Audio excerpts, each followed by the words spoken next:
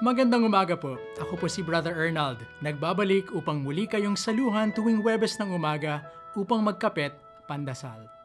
Mga kapamilya, ilang linggo na lamang po at Pasko na. Subalit dahil sa samot-saring suliraning kinakaharap, tila ang ilan sa atin hindi maipinta ang mukha sa kalungkutan o pagkabagabag. Keso kulang sa pera, mataas ang bilihin, magulo ang gobyerno. Ano nga ba ang pinakamahusay na seguridad laban sa kalamidad sa buhay? Noong unang panahon po, ang isang matatag na lungsod ay itinatayo sa isang matatag na bundok na bato. Ang matatag na pundasyong hatid ng bato ay di basta-bastang natitinag ng puwersa ng kalikasan at ng kaaway.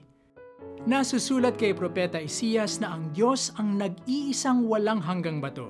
Siya ang bato ng kublihan at paglaya. Kung unti-unti nating matututunan na higit pang magtiwala sa Panginoon at hindi lamang sa ating mga kakayanan, hindi kaya't unti-unti mapapawi na rin sa atin ang ating walang halagang pagkabahala. At sa halip, higit nating makikita ang mga biyayang patuloy nating natatanggap sa gitna man ng kahirapan at ng kawalang katiyakan. Tama lamang po na tayo ay magsumikap sa ating buhay at maging maparaan. Subalit sa kahuli-hulihan, ang ating tunay na kasiguruhan at kaligtasan ay sa Diyos lamang mababanaagan.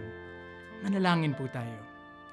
O Diyos na mapagmahal at mapagkalinga, paalalahanan mo po kami na sa iyo'y laging magtiwala. Tanging sa iyo lamang po kami ganap na mapapanatag. Amen.